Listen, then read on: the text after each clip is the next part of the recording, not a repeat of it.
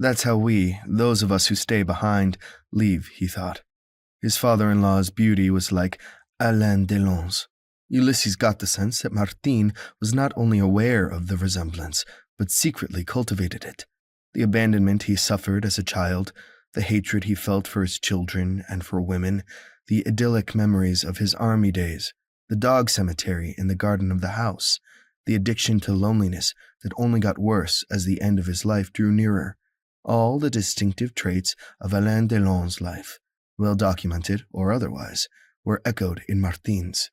He'd made the connection on the day the two of them had watched a TV documentary to mark the 50th anniversary of Luchino Visconti's The Leopard.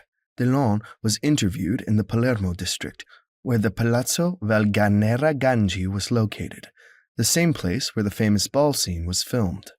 "There's never been so much beauty in one place. Alain Delon, Claudia Cardinale, and Burt Lancaster," said Martin, counting off the cast with his fingers as if naming the 1987 Napoli lineup. Ulysses thought that in his father-in-law's life, in some sumptuous room of his past, there must have been a Claudia Cardinale. Martin snorted when he asked him. "You ask such dumb questions, Ulysses. Of course I have my Claudia Cardinale, and I know that you do too. But even a man who's never had his Claudia Cardinale can still watch Claudia Cardinale," he said, pointing at the TV screen. "You understand?" Ulysses nodded. No, he wasn't sure he did. He didn't know why his father-in-law had stopped talking to his children. Paulina wasn't sure either, and though she claimed to be over it, deep down she remained bitter.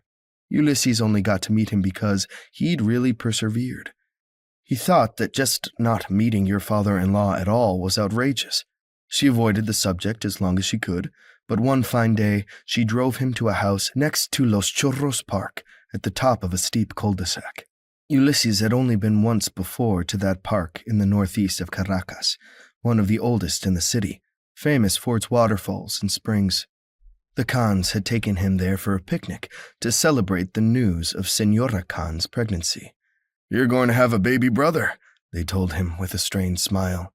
Ulysses could still recall the silence that engulfed that childhood excursion, only interrupted by the sound of falling water.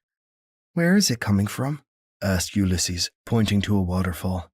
"The water?" said Senor Khan. "Yes."